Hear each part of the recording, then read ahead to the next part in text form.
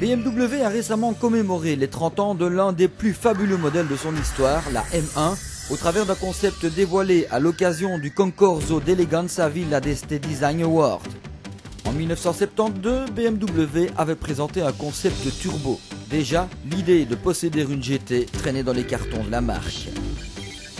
Mais ce n'est que 6 années plus tard que commençait l'histoire d'une M1 qui allait être produite jusqu'en 1981 et qui s'est illustrée sur la route, sur la piste et même en rallye.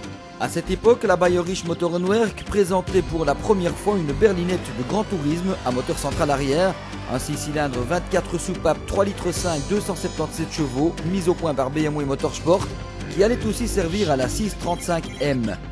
Dessinée par Ital Design et développée en collaboration avec Lamborghini, la M1 était assemblée chez Bauer, un carrossier de Stuttgart, généralement chargé de métamorphoser la série 3 en cabriolet.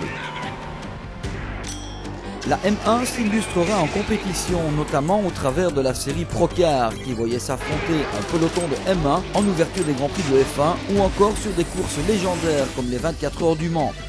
C'est précisément pour ces épreuves disputées dans la Sarthe que l'artiste Andy Warhol allait être chargé de réaliser quelques œuvres d'art sur base de cette fameuse M1.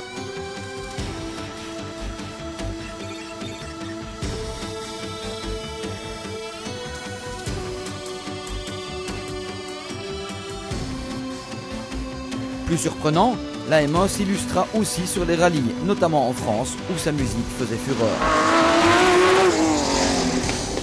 Reste maintenant à espérer la renaissance d'un tel modèle, pourquoi pas sur base du concept commémoratif présenté le mois dernier. Qu'en pensez-vous ?